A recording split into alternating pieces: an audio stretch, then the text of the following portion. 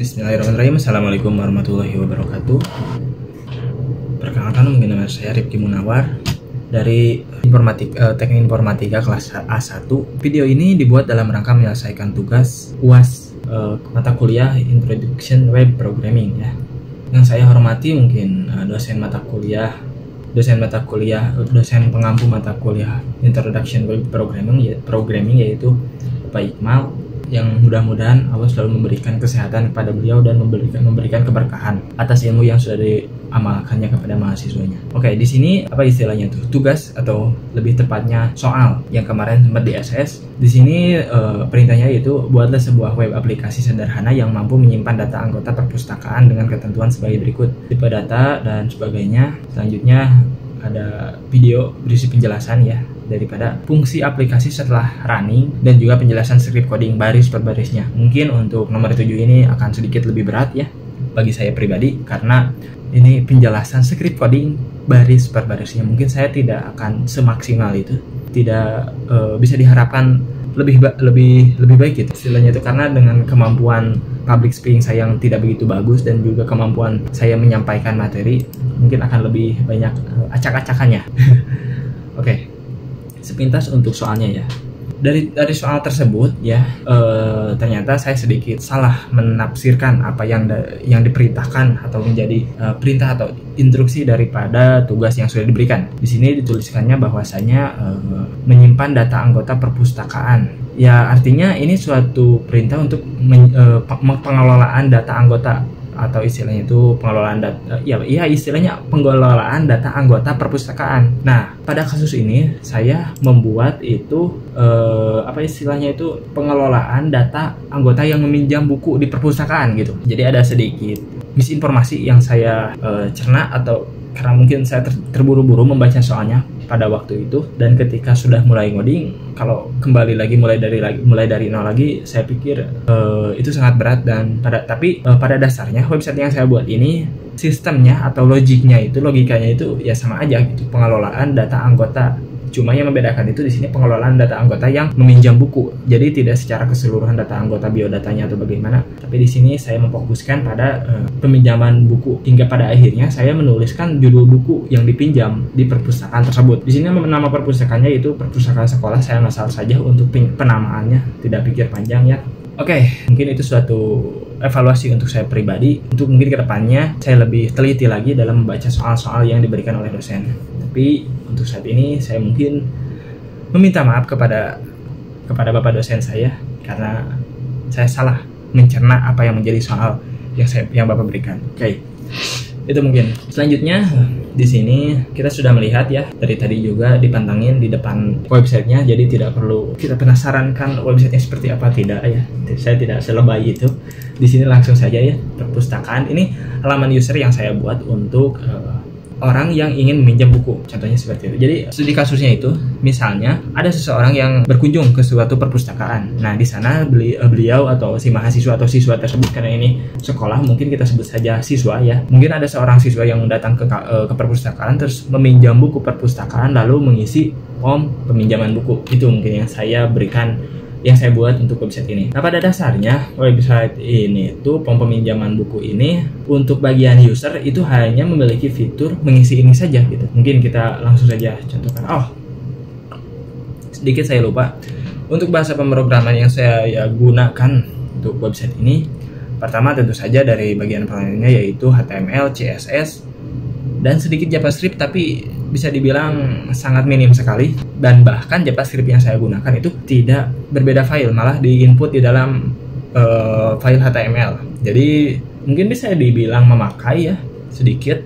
Terus untuk frameworknya saya menggunakan Laravel 9, suatu keberanian bagi saya pribadi ya. Pada awalnya saya juga ingin menggunakan kode Igniter, tapi saya ingin mencoba menantang diri saya sendiri. Apakah dalam kurun waktu 1 minggu saya dapat mengerjakan atau sedikitnya memahami covernya daripada framework Laravel itu. Selanjutnya saya juga menginstal ini ya, istilahnya tuh suatu package dari Node.js, yaitu npm install. Apakah itu disebut menambah bahasa pemrograman? Tapi itu tidak ada hubungannya dengan Node.js. Saya hanya menggunakan package-nya saja atau perpustakaannya saja, yaitu npm install yang hanya disediakan oleh Node.js. Itu mungkin untuk bahasa pemrogramannya. Langsung saja kita coba ya. Di sini nama siapa ya? Mungkin Rifki ya. Tulis saja Rifki 123. Kode anggota.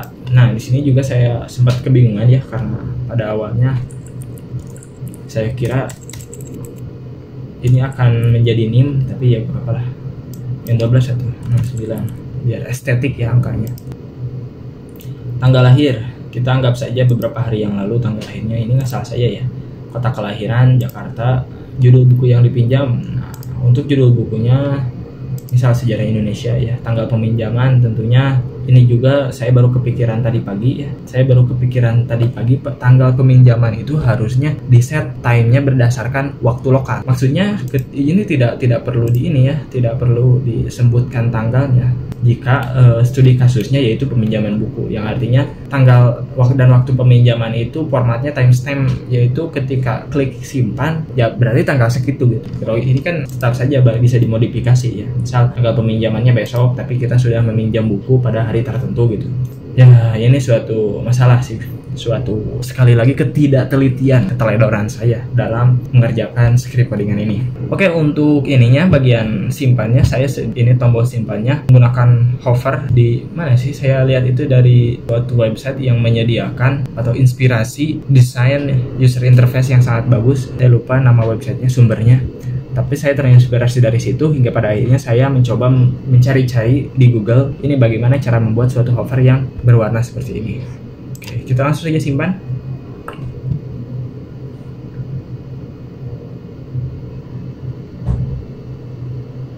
Oke, langsung ada notifikasi ya, sweet alert, selamat data berhasil disimpan. Oke, untuk notifikasi itu kita bisa saja membuatnya dengan JavaScript natif, JavaScript ya total JavaScript. Tapi untuk studi ini, untuk kasus ini saya kembali lagi menggunakan suatu website atau jasa orang ketiga, yaitu Sweet Alert 2 websitenya ya, untuk notifikasi tersebut. Bisa saja menggunakan Ajax ya, tapi saya tidak menggunakannya karena saya tidak begitu mengerti secara keseluruhan. Nah, mungkin untuk bagian user hanya bisa mengakses itu saja. Nah, pengisian form dan konfirmasi peminjaman buku. Selanjutnya kita akan mencoba login ya. Di sini untuk bagian login, kita belum logout tadi.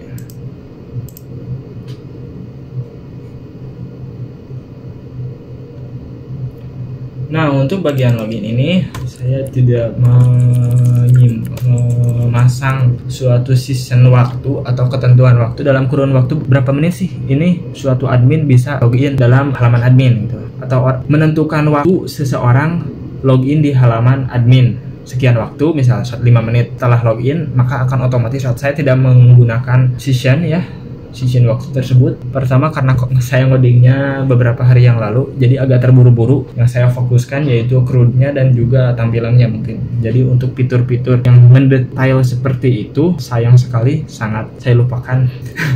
Terlupakan begitu mungkin lebih tepatnya. Oke, di halaman login ini tentunya kita dihadapkan dengan disuguhkan dengan halaman login, email address dan juga password.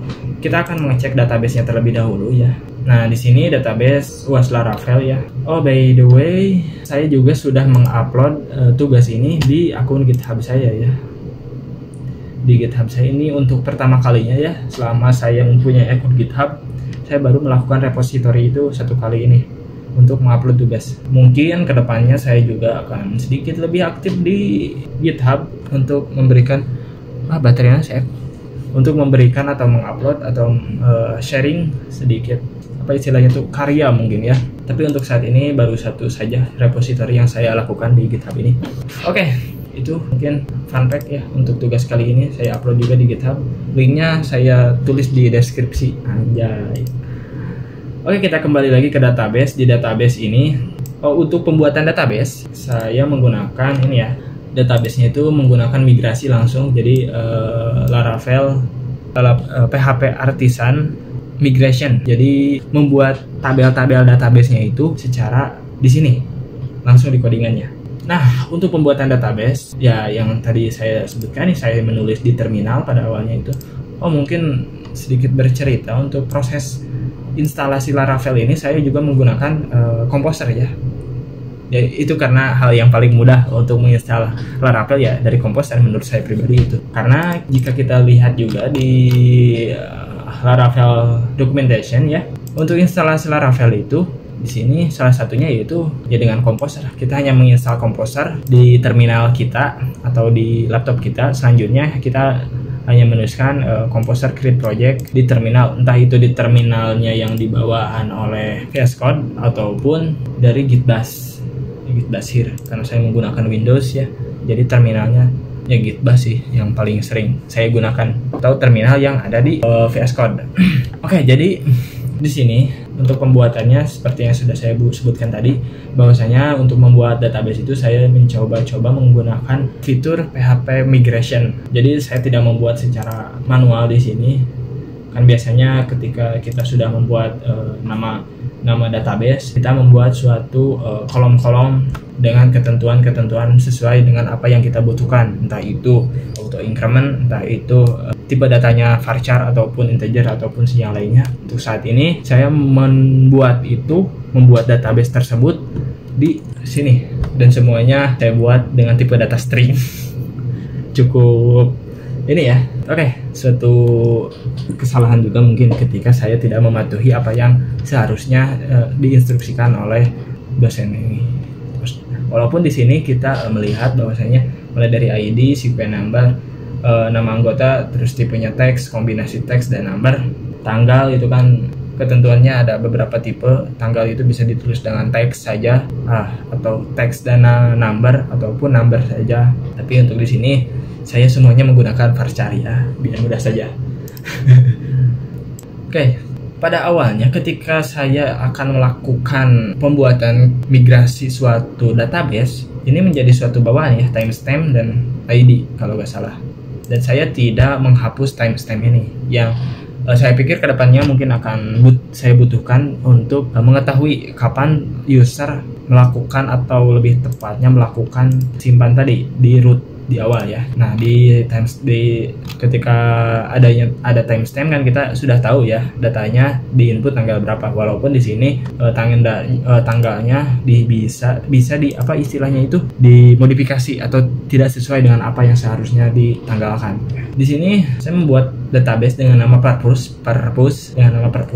Database ini menyimpan suatu kolom-kolom yang berisi orang-orang yang meminjam buku yang tadi di input. Kita masih mengingat mungkin tadi yang dinama, atau kita coba lagi mungkin ya. Nama A, kode anggota 1, 3 misal. Tanggal lahirnya random aja mungkin ya. Kota kelahiran Jakarta.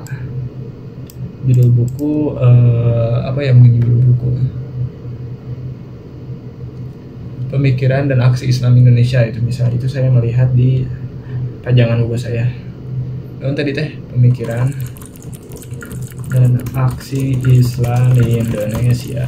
Oh, ini tanggalnya lupa, kita masih belum riset, masih langsung di enter ya. Selamat, data berhasil disimpan. Oke, kita lihat saja di database-nya apakah terinput dan bertambah belum. Masih loadingnya, ini agak lama ya. Padahal ini spek Dewa gitu loh, Dewa nge-lag. Ada laptop saya spek Dewa nge-lag. Oke. Nah, kita sudah melihat ada suatu penambahan nama yaitu A dengan nomor ID-nya yaitu 24 tuh. Kemana coba? Mana gitu. Oke, kita kembali lagi ke purpose. Dengan ID 24 dengan nama A, kodenya 13, tanggal lahirnya sekian dan judul bukunya kita bisa lihat pemikiran dan aksi Islam Indonesia. Untuk tanggal daftarnya nullable ya, yang artinya bisa dikosongkan, jadi tidak wajib untuk diisi. Tapi pada dasarnya yang harus diisi itu nama dan judul buku. Oke, dengan melihat data yang bertambah ini artinya form input dan data yang ada di sini yang bisa digunakan oleh user itu berjalan dengan lancar. Oh, tapi tidak semudah itu. Kita lihat dulu halaman adminnya masuk atau tidak. Tapi untuk input dari user ke database sudah bisa. Namun kita belum mengecek dari database ke admin apakah masuk atau tidak. Langsung saja kita login. Oke, di sini ketika kita ingin login ternyata kita disuguhkan dengan suatu halaman yang harus diisi dengan email dan juga password. Ini berbeda tabel ya, yaitu ada di tabel user untuk halaman admin, untuk data admin. Oke, ternyata namanya ripki@gmail.com dan juga b@gmail.com. Namun menjadi suatu masalah di sini karena ini menggunakan MD5 ya, MD5 dengan fitur terbaru ya dan terbarukan. Hingga pada akhirnya kita tidak bisa melihat password yang dimasukkan oleh admin tersebut. Hanya dia yang tahu password tersebut. Dengan MD5 ini, walaupun kita sebagai admin tetap saja kita tidak bisa melihat apa yang menjadi password dari seorang akun user yang dimilikinya. Oke, akun admin. Maaf. Oke, kita coba saja login menggunakan ripki@gmail.com ya, karena saya orangnya ingat dengan akun saya sendiri ya untuk saat ini. Oke, ternyata kita login dengan nama Ripki ya. Dan di sini kita masuk ke halaman dashboard admin. Di sini kita bisa melihat bahwasanya ada seseorang barusan dengan nama A, kode sekian dan pemikiran aksi Islam Indonesia untuk judul bukunya ya. Di sini kita akan mencoba melakukan edit data ya. Ubah data misalnya. Makanya kita ganti dengan nama siapa ya? Dilan Milia entong mesti jaduk mesti usum. Bukan ngetren ayeuna namanya. Lato-lato ya. Oke, kita ganti namanya jadi Lato-lato ya saudara-saudara pemirsa dimanapun Anda berada. Dan akhirnya kita bisa melihat bahwasanya namanya berubah menjadi Lato-lato yang tadinya hanya inisial A kalau tidak salah atau B tadi teh. Artinya fitur edit ini berjalan dengan semestinya. Oke, kita coba langsung saja delete ya. Yakin ingin menghapusnya? Iya, tentu saja kita hapus. Oke, dan langsung turun ya. Dari awalnya jumlahnya 3 orang menjadi 2 orang dengan Ripki R dan Ripki 123. Oke, mungkin itu untuk bagian apa istilahnya tuh, pengelolaan data. Satu lagi fiturnya yaitu halaman loginnya ini ada form register ya. Jadi tidak hanya sekedar login, tapi kita juga bisa mendaftar menjadi seorang admin begitu. Nah, mungkin kita lihat dulu ya jumlah adminnya di sini di bagian user. Di sini ada 2 adminnya yaitu Ripki dan B. Kita tambahkan admin apakah bisa saudara-saudara? Contohnya namanya Lato-lato lagi. Lato-lato, emailnya lato@gmail.com. Passwordnya 123 456 789.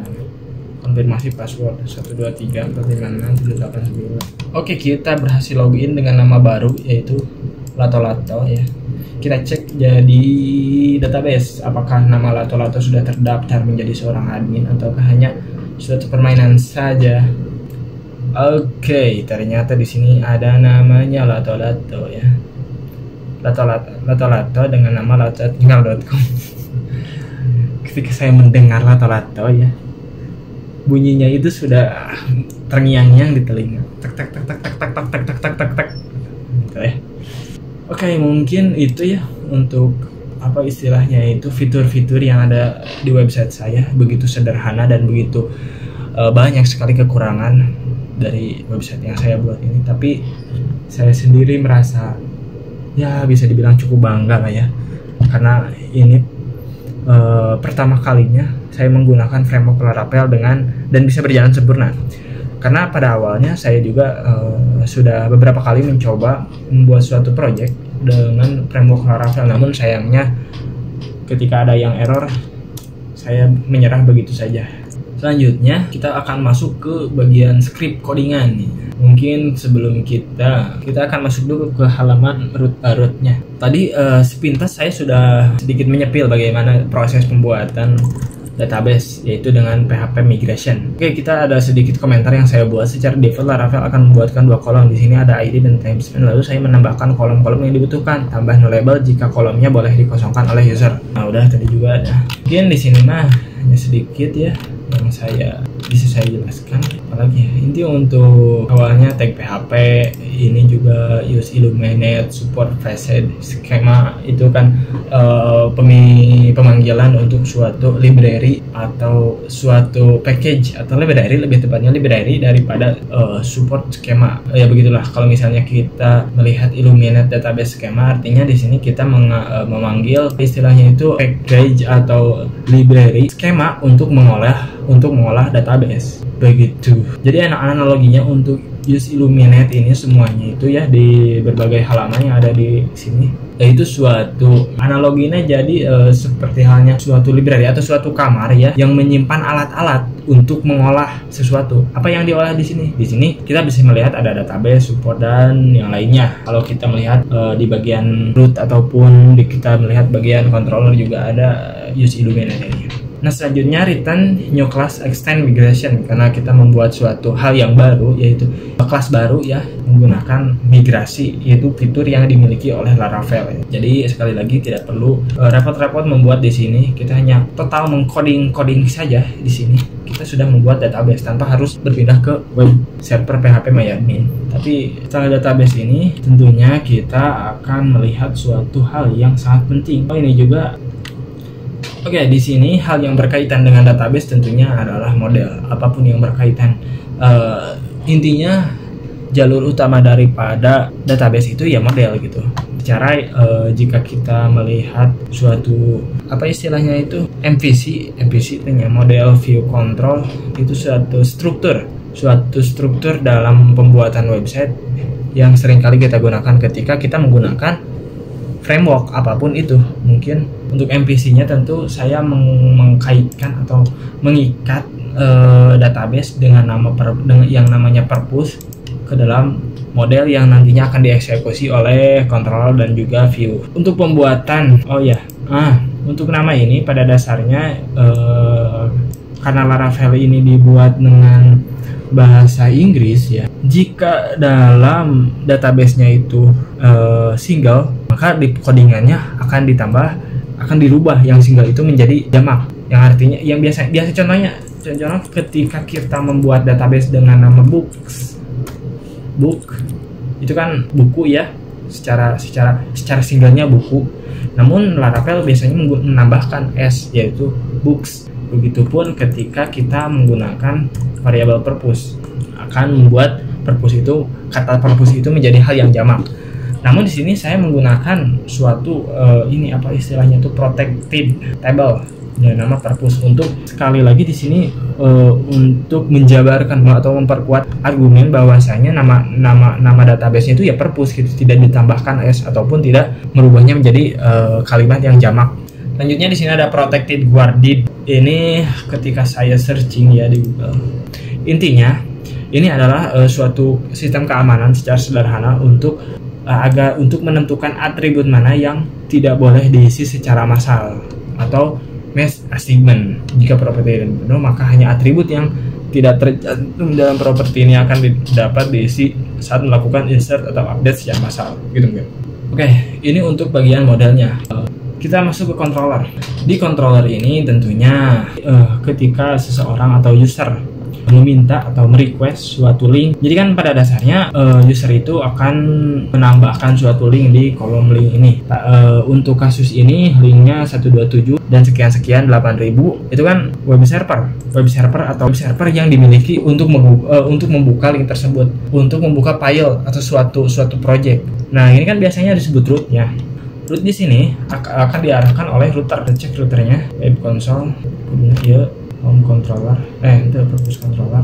Oke, kita akan melihat dari routernya ya. Sekali lagi yang saya katakan tadi, jika seseorang itu atau user mengakses link pada suatu website, ketika maka yang dipanggil itu adalah root, dan rootnya itu kita arahkan ke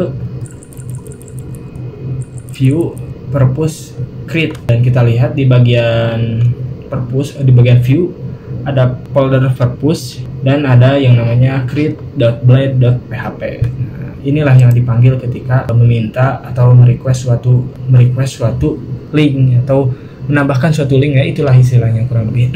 Di sini tentunya ada suatu tampilan ya yang tadi kita buat yang ini. Kalau misalnya kita rubah di sini, rubah di routernya, di rootnya, jalurnya, file lain, maka yang muncul di sini file lain atau lebih tepatnya domain lah, kita sebut domain. Pada domain ini akan mengarahkan pada file tersebut, dan pada kasus ini saya menggunakan file create dalam folder verbose begitu. Nah selanjutnya di bagian ini di create, karena kan ini memanggil index ya, yaitu rootnya itu kan halaman paling utama dalam suatu domain. Nah di sini ketika get create ya, get create maka akan memanggil create atau create yang ada di purpose ya. Kita bisa melihat bahwasanya di sini adalah ada create. Ini tuh fungsi untuk membuat suatu form yang ada di sini gitu. Untuk ada itu hubungan antara router dan juga controller. Oke, jadi secara garis besar ketika kita memanggil atau merequest di sini apapun itu, maka akan diarahkan sesuai dengan apa yang user perintahkan. Misal user meminta login, di sini kita tuliskan login /login. Maka ini akan diarahkan ke session login dan diatur oleh root ini. Tapi karena di sini kita belum logout, nggak apa-apa lah. Ketika login dan sessionnya belum keluar atau belum logout, kita akan langsung dimasukkan ke dalam halaman admin langsung. Karena tadi yang saya sebutkan bahwasanya halaman login ini tidak ini ya keamanannya. Jadi ketika kita login dan belum logout, kapanpun dan dimanapun kita ketika login akan langsung masuk ke halaman dashboard admin. Jadi tidak ada batasan waktu. Biasanya kan kalau misalnya kita login ke suatu website sebagai admin dalam kurun waktu tertentu dengan adanya session tertentu, kita akan keluar secara otomatis. Untuk website yang saya buat ini kebetulan tidak ya, karena saya juga baru kepikiran barusan untuk ide tersebut. Ya mungkin sekali lagi karena keteledoran saya dan ketidaktelitian saya dalam membuat website. Hal-hal yang mendetil kadang sering kali dilupakan ya, karena fokus utamanya itu ya krunya itu. Oke, ini untuk bagian rootnya. Selanjutnya yang tadi juga saya sedikit ini ya, bagian controller. Nah di sini setiap kali user melakukan submit atau apapun itu, contohnya di sini kita public store request, ketika apa istilahnya itu user melakukan submit pada halaman utama, pada halaman ini. Nah pada halaman ini ketika disimpan, maka router di sini akan mengarahkan memanggil function create dan request seluruh apa yang kita isikan kecuali token dan submit. Token dan submit ini kan tidak tentunya tombol ini tidak ada value-nya, dan juga token itu yang dimaksud token itu apa ya istilahnya itu. Token di sini tuh kalau kita buka dengan istilah PHP-nya itu kan ada vardam. Nah, di sini untuk melihat atau mengeprint apa saja yang di request itu menggunakan tulisan DD. Nah, DD itu kita search terlebih dahulu. Yang saya sebutkan ini ketika kita membuka atau melihat apa istilahnya itu variabel yang ada di sini, semua requestan yang ada di sini itu akan ada token dan juga submit yang tidak ada isinya ketika kita mengeprint menggunakan DD, yaitu dump or die, atau bisa juga dengan print r atau vardam yang saya sebutkan tadi. Nah, jadi dikecualikan dua hal tersebut ketika kita melakukan submit. Yang tidak artinya ketika kita mengisi total ini, ya cuma ini saja yang ada di dalam kolom-kolom ini, mulai dari nama, kode anggota sampai tanggal peminjaman buku yang hanya akan dibawa ke database begitu. Itu untuk insert atau lebih tepatnya pemasukan data. Oke, setelah data dimasukkan ya di halaman depan, kita mungkin belum mengecek ya, nggak apa-apa lah, kita di control dulu. Maka akan di return dan redirect ke halaman router dengan tulisan sukses, selamat, data berhasil disimpan. Nah, seperti yang tadi ada alert ya atau suatu notifikasi bahwasanya apa yang sudah Anda lakukan itu berhasil, data yang sudah diinputkan itu berhasil disimpan. Nah, ini adalah script daripada halaman depannya, halaman usernya. Mulai dari ada nama, kode anggota, penulisannya seperti ini. Mulai dari untuk headernya itu kan dipisah ya. Saya membuat suatu layout. Di sini layout, ada master. Nah, untuk pembuatan header dan juga footer saya pisahkan ada di file blade master di sini. Nah, di file blade master ini seperti yang kita ketahui, ketika kita di antara head ada link CSS. Di sini ternyata saya juga menggunakan Bootstrap 5. Mungkin saya tadi lupa menyebutkan. Di sini tentunya saya menggunakan Bootstrap 5 dan juga ada CSS native. CSS native ini untuk desain yang begitu sesuai dengan keinginan saya, karena mungkin kebiasaan saya suka menonton website yang gelap atau mode malam. Jadi pada awalnya saya juga ingin membuat website dengan tampilan yang gelap untuk keseluruhan. Namun saya berpikir ulang, gimana kalau misalnya halaman adminnya itu dirubah dari halaman yang gelap menjadi halaman yang putih seperti tadi. Jadi halaman yang gelapnya itu hanya digunakan oleh user saja. Dan untuk halaman admin yang tadi itu tentunya saya menggunakan Bootstrap 5 ya. Di sini ada judul ya, perpus sekolah dengan kelas header. Itu saya membuat div kelas baru yaitu judul, karena agar memudahkan saya untuk memodifikasi di halaman CSS. Jadi saya membuat lagi, dan juga navbar yang tadinya ini akan diisi sesuatu tapi pada akhirnya ya kosong begitu. Selanjutnya di sini ada suatu kontainer yang diisi yield. Nah, yield ini ada suatu fitur yang dimiliki oleh Laravel. Tapi pada dasarnya itu untuk mengambil atau menyambungkan apa yang ada di dalam header tersebut kepada form yang ada isi atau kontennya gitu. Jadi kan tadi mengatur header dan footernya agar sama setiap halaman pada awalnya. Dan ini kontennya ada di create blade. Jadi antara master itu hanya memiliki header dan footer, dan create ini adalah isi dari kontennya. Jadi saya garis bawahinya seperti ini, yang garis ini, dan bagian headernya itu satu file, sedangkan yang gelap hitam ini total semuanya ada di bagian create ini. Begitu mungkin. Di sini tidak banyak yang saya lakukan ya. Tentunya ketika kita menginput ini kelas MB5, ini MB5 kan dari bawaan Bootstrap ya, untuk mengatur dari setiap sisi dengan ukuran 5 atau apalah istilahnya itu. Saya untuk tulis untuk ini saya cuma kopas dari Bootstrap documentation tentunya, sesuai apa yang saya butuh. Selanjutnya di sini ada input tipe teks dengan nama kalimat nama ini atau penamaan ini. Kita contoh ya, input tipe teks dengan nama kode ini harus sama dengan tabel-tabel yang ada di database, karena segala sesuatu yang diinput di sini di halaman depan itu kan ketika di enter atau disimpan, kalau misalnya variabel nama ini tidak sesuai dengan variabel yang ada di database, maka akan error, karena itu jalurnya gitu. Dengan nama itu menjadi pintu masuk dari data yang kita inputkan di halaman user ke dalam database begitu. Kuncinya sih itu untuk HTML, yaitu inputnya sesuai dengan nama database-nya. Untuk selanjutnya kelas from control placeholder, tulisan kode nama ini bisa dibilang gimmick atau hiasan.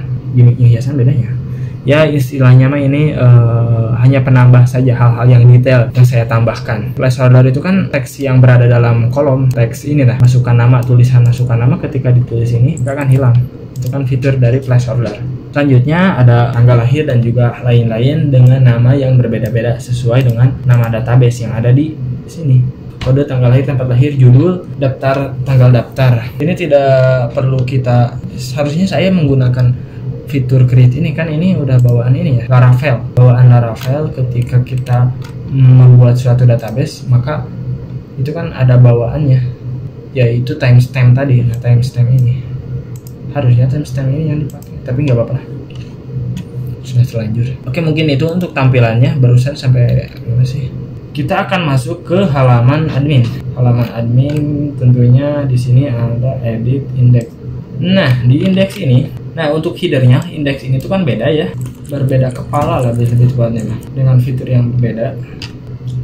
Nah, ini kan headernya bedanya. Header ini saya buat dengan file yang berbeda juga, karena dari menggunakan layout master blade, saya di sini menggunakan layout app blade. Ini kan suatu user interface yang menurut saya menarik, dan ketika menggunakan UI dari Laravel UI, jadi ketika menginstal Laravel UI dan apa yang kita butuhkan, Laravel UI itu kan ada di GitHub ya, Laravel UI kan ada di GitHub. Nah, ketika itu saya akan Laravel UI untuk user interface bagian dalam, bagian admin dan juga login. Nah, halaman-halaman tersebut juga dikombinasikan dengan Bootstrap 5.1 begitu. Nah, untuk codingannya kita bisa melihat di sini di bagian indeks ini ada seperti yang tadi saya lakukan, saya jelaskan bahwasanya ini layout dan juga section ini berkaitan dengan app blade yang ini. Nah, selanjutnya ada container, row justify content dan sebacamnya ini untuk membuat dan kelas-kelas yang lainnya ini untuk membuat halaman header atau bukan halaman headernya, bagian header. Oh, baterainya 10%, Bu.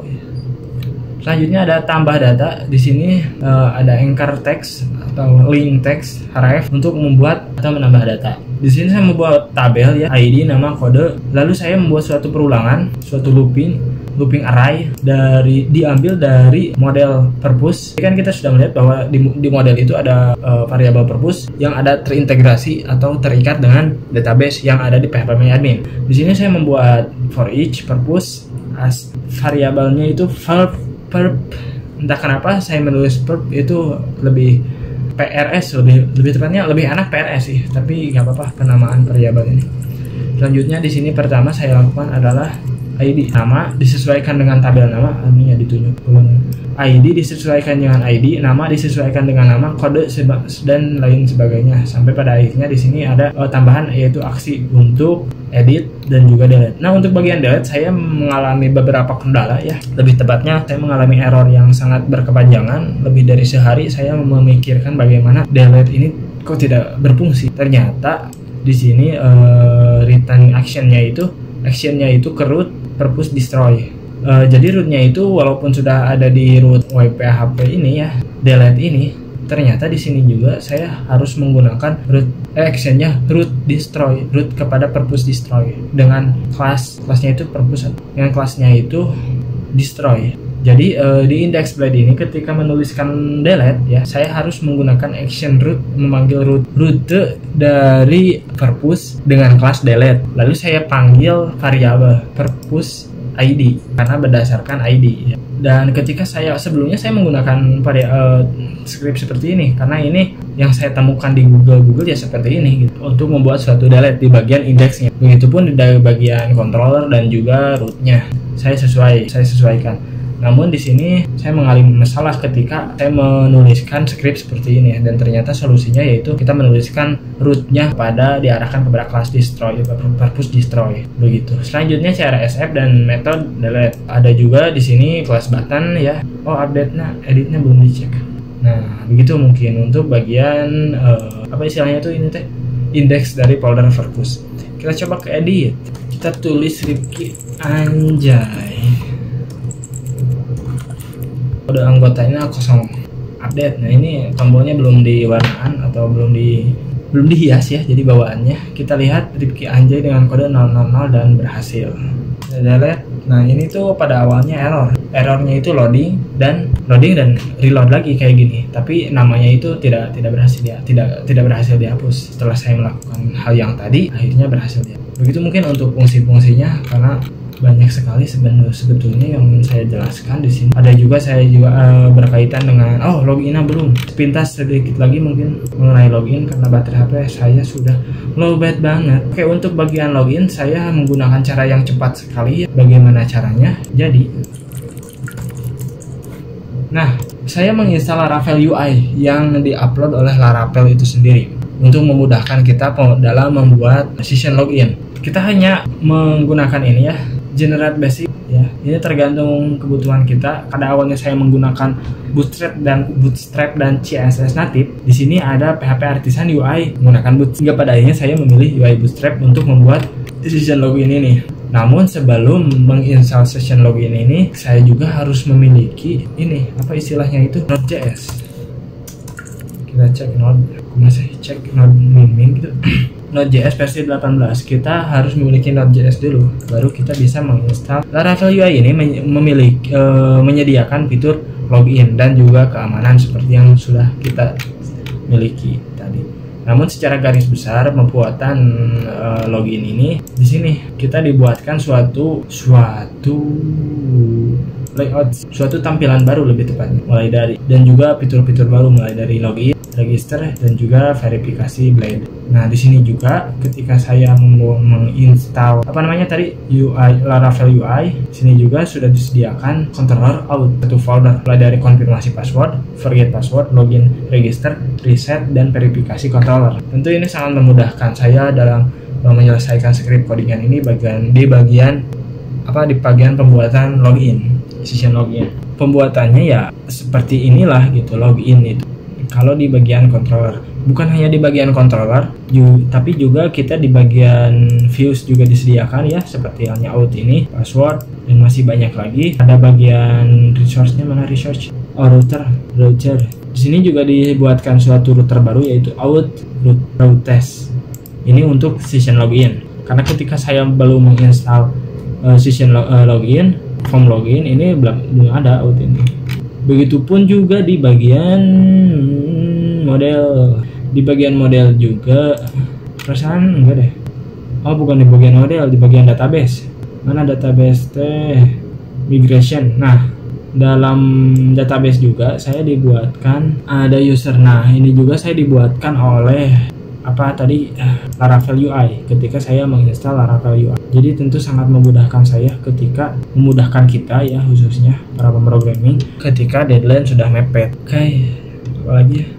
Sekali lagi mungkin mohon maaf, banyak sekali kekurangan yang saya miliki untuk sebuah website, untuk tugas pembuatan website kali ini, karena pada dasarnya kita hanyalah manusia yang penuh dengan kekurangan. Wassalamualaikum warahmatullahi wabarakatuh.